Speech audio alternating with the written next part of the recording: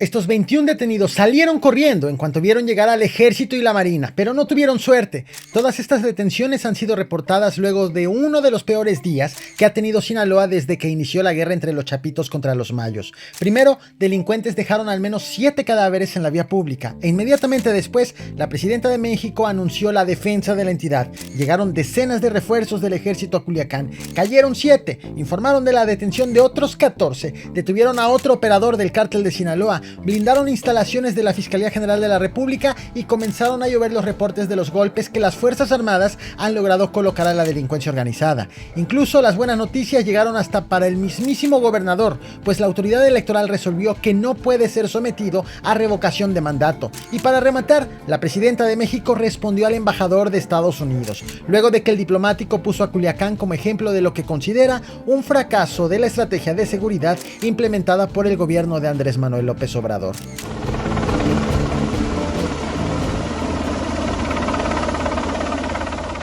Estas 14 personas fueron detenidas en el campo agrícola El Conejo, en la sindicatura de Costa Rica, al sur de Culiacán. Aunque la captura ocurrió el pasado 11 de noviembre, las autoridades lo informaron 2 días después, el 13 de noviembre, luego de que comenzó a correr la noticia de entre 7 y 9 cuerpos descuartizados encontrados a la orilla de la maxipista en Culiacán. De hecho, sobre este hallazgo te platiqué ampliamente en mi último video. En las horas posteriores a esta masacre llegó el reporte de parte del ejército mexicano sobre la detención de estas 14 personas. Según informó la Secretaría de la Defensa Nacional, el operativo se llevó a cabo cuando los militares realizaban patrullajes de reconocimiento en esta zona rural de Culiacán y detectaron la presencia de varias personas armadas. Tras percatarse de la proximidad de los soldados, los sospechosos intentaron huir rápidamente, lo que desencadenó una persecución por parte de las Fuerzas Armadas. Para impedir la fuga, los militares establecieron un perímetro de seguridad alrededor del área, lo cual facilitó la detención del grupo en flagrancia. Durante el operativo, los elementos federales aseguraron 13 armas de fuego de alto calibre, cargadores, cartuchos y un vehículo. Entre los detenidos se encontraba un menor de edad. Los 13 adultos capturados fueron trasladados a las instalaciones de la Fiscalía General de la República en Culiacán, mientras que el menor fue puesto bajo resguardo en una institución de protección para menores en espera de determinar su situación legal. Aunque en las últimas horas las autoridades revelaron los rostros de los detenidos, no han dado a conocer sus identidades ni informaron si pertenecen a alguna de las facciones confrontadas al interior del cártel de Sinaloa.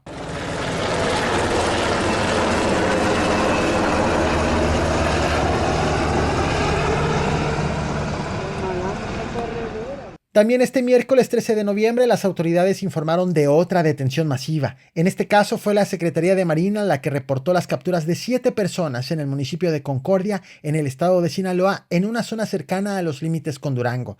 El despliegue formó parte de la estrategia de seguridad Sinaloa Segura y tuvo como resultado el aseguramiento de varias armas de fuego, cartuchos y equipo táctico en posesión de los detenidos. Entre los capturados se encontraba un ciudadano extranjero cuya identidad no ha sido revelada por las autoridades, pero que fue trasladado junto con los otros detenidos a instalaciones de la Fiscalía General de la República en Mazatlán. El operativo, según detalló la Marina, fue ejecutado sin que se registraran enfrentamientos. Según lo narrado por las autoridades, los elementos de la Infantería de Marina realizaban un patrullaje de vigilancia terrestre en las áreas serranas de Concordia cuando detectaron a los sospechosos. Tras notar la presencia de los efectivos, los presuntos delincuentes intentaron escapar corriendo. Sin embargo, la reacción de los marinos fue inmediata y lograron interceptarlos. La mañana de este jueves, 14 de noviembre, el gobernador de Sinaloa, Rubén Rocha Moya, confirmó el resultado del operativo y mencionó que en el decomiso se incluyó una cantidad importante de fusiles y municiones, aunque no aclaró la cantidad. Otro golpe llegó también este 13 de noviembre dirigido al cártel de Sinaloa. En este caso, elementos del ejército en coordinación con la Guardia Nacional detuvieron en Tijuana, Baja California, a Ángel N., alias El Tony, y a 3 presuntos cómplices. El Tony es considerado por el gobierno federal como un líder de una célula delictiva vinculada al cártel de Sinaloa en la región. Su captura fue parte de una orden técnica de investigación emitida por la Fiscalía General de la República, la cual fue ejecutada en un inmueble ubicado en la colonia El Pípila, contra quien se considera uno de los principales generadores de violencia en Baja California. Durante el operativo, las fuerzas de seguridad les aseguraron 2 armas de fuego, cartuchos, 3 vehículos y el inmueble en donde los encontraron. Ese mismo 13 de noviembre fue reportado un enfrentamiento armado entre elementos del ejército y delincuentes en el fraccionamiento Villas del Real, ubicado al oriente de Culiacán. Este hecho fue reportado al 911 alrededor de las 5:30 de la tarde y fue atendido por militares quienes tras llegar al fraccionamiento fueron recibidos a disparos por parte de los delincuentes. Durante el enfrentamiento, un presunto agresor resultó herido y fue trasladado por las propias autoridades militares a un hospital cercano para recibir atención médica. Por este hecho, las autoridades no reportaron detenciones, salvo por el caso del herido, quien fue hospitalizado bajo vigilancia.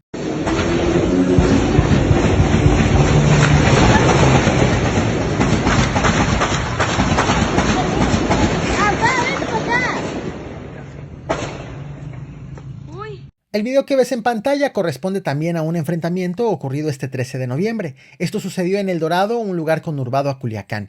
El subsecretario de Seguridad Pública del Estado, Pedro García Alatorre, confirmó el hecho, en el cual participaron elementos de la Secretaría de la Defensa Nacional y un grupo de delincuentes. Según los primeros reportes, el enfrentamiento resultó en el decomiso de varias armas de fuego y equipo táctico que estaban en posesión de los sospechosos. Aunque este decomiso fue presumido como un logro por las autoridades, lo cierto es que generó críticas en redes sociales y entre la población debido a que las mismas autoridades tardaron en atender la emergencia.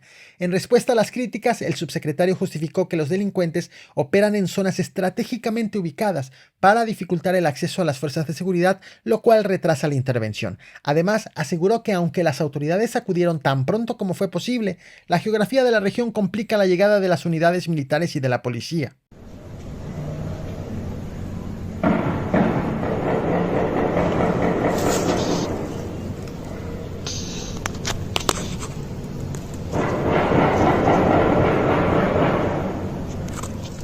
En medio de los enfrentamientos, Sinaloa recibió la noche de este 13 de noviembre la llegada de 100 elementos de las Fuerzas Especiales del Ejército Mexicano como parte de la estrategia de seguridad para enfrentar la creciente ola de violencia en el estado.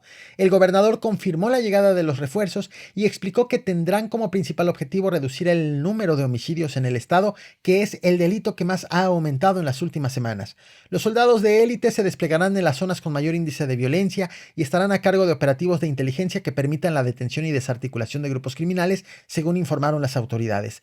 Este operativo incluirá también un aumento de los patrullajes de la Guardia Nacional en carreteras y áreas rurales. El mandatario estatal detalló que estos nuevos elementos tienen una capacitación especial en técnicas de combate de alto riesgo, manejo de armas avanzadas, operaciones de infiltración en áreas de difícil acceso y otras tácticas de élite que permitirán una respuesta ágil y eficiente ante situaciones de violencia.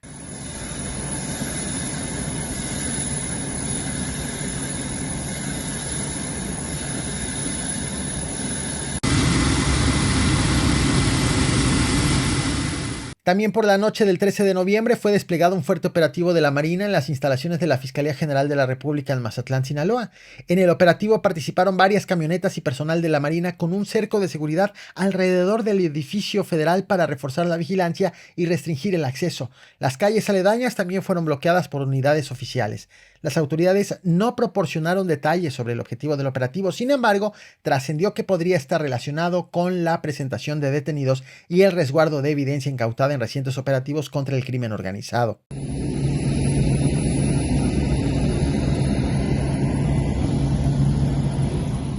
Por su parte, la Fiscalía General del Estado de Sinaloa ofreció un reporte de todo lo registrado este mismo 13 de noviembre. Reportó un total de 14 homicidios en distintos puntos de la entidad, con la mayoría de los casos concentrados en el municipio de Culiacán. De acuerdo con la Fiscalía, abrió 6 carpetas de investigación por homicidio doloso, ya que los incidentes se registraron en varias ubicaciones y presentaron características de violencia extrema. Uno de los hallazgos más relevantes ocurrió en la sindicatura de Baila sobre la maxipista Culiacán-Mazatlán, donde, como ya te comentaba, fueron localizados los cuerpos de 7 personas en un solo evento, lo que representó el mayor número de víctimas en un solo incidente durante esta jornada. De hecho, la Fiscalía confirmó finalmente que se trataron de 7 y no de 9 los cuerpos encontrados allí. Otro caso violento se registró en la sindicatura de Costa Rica, donde se encontró un cadáver cerca del puente El Trébol, en una situación que las autoridades están investigando para determinar posibles vínculos con el crimen organizado. Además, en la carretera a Sanalona, a la altura del Panteón de Carrizalejo, fueron encontrados encontrados 2 cuerpos más. En otros puntos de Culiacán, como en el poblado El Manguito de la sindicatura de Quila y en la colonia Emiliano Zapata, fueron reportados otros 3 homicidios. Además de estos crímenes, la unidad especializada en robo de vehículos reportó 10 casos de robo, mientras que la Fiscalía Especializada en Desaparición Forzada de Personas documentó 5 privaciones ilegales de la libertad, todas ocurridas en el municipio de Culiacán. Ante este panorama, la Fiscalía General del Estado expresó su preocupación por el aumento de la violencia y reiteró su compromiso de redoblar los esfuerzos de investigación y operación para contener esta situación. Nosotros somos partidarios de eso, de la revocación del mandato. Es decir, que un gobernante que no funciona no tiene por qué aguantarlo la gente todo el periodo. ¿Recuerdas esta declaración del gobernador de Sinaloa? Ante la presentación de 3 solicitudes para someterlo a votación para revocación de mandato, el morenista aseguró que ayudaría a juntar las firmas necesarias para que se haga tal consulta a la ciudadanía. Bueno, pues este 13 de noviembre, el Instituto Electoral del Estado de Sinaloa rechazó finalmente una solicitud, con lo que se concluye que serán rechazadas las otras 2 restantes. Durante una sesión ordinaria, el Consejo General Electoral explicó que aunque la figura de revocación de mandato fue incorporada a la legislación sinaloense en el año 2022, Rocha Moya fue electo en el 21, por lo que la ley no puede aplicarse de manera retroactiva. A pesar de esta decisión, el gobernador envió una carta al Instituto Electoral el mismo 13 de noviembre en el cual expresó su disposición a someterse al proceso de revocación de mandato. En su comunicado, Rubén Rocha pidió al instituto que evalúe si su consentimiento podría considerarse como un elemento suficiente para proceder con la consulta sin afectar el marco legal. El presidente del instituto, Arturo Fajardo, reiteró que la resolución se basó en principios constitucionales como el de no retroactividad de la ley y subrayó que la decisión busca proteger el marco jurídico estatal. Aunque algunos consejeros se pronunciaron en favor de la consulta en lo personal, admitieron que desde el punto de vista legal no es viable realizarla.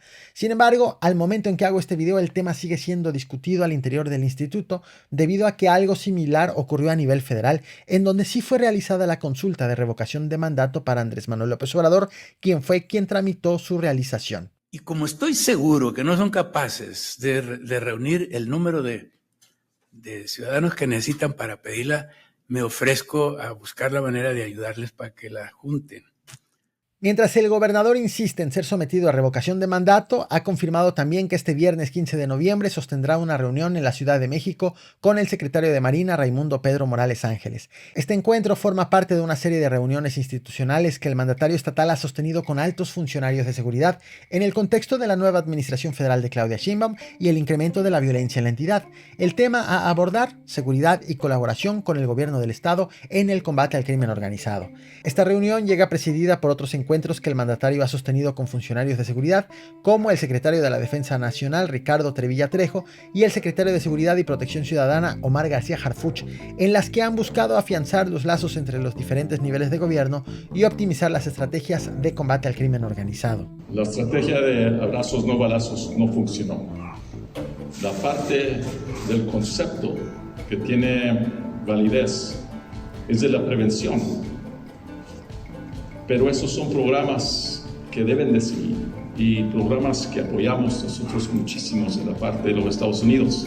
En tanto, este jueves 14 de noviembre llegó la respuesta de la presidenta Claudia Sheinbaum al embajador de Estados Unidos en México, Ken Salazar, quien un día atrás criticó la estrategia de seguridad emprendida por el gobierno de Andrés Manuel López Obrador.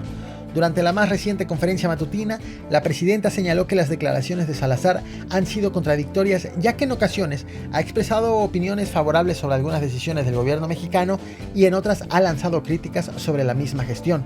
Esta variabilidad, dijo, genera confusión y dificulta el diálogo diplomático entre ambas naciones. Sheinbaum recordó que México y Estados Unidos son socios comerciales y vecinos con una relación profunda, pero aclaró que dicha relación debe basarse en el entendimiento y la igualdad, evitando que una nación imponga sus políticas sobre la otra. Tal fue el caso, por ejemplo, de la reforma al Poder Judicial.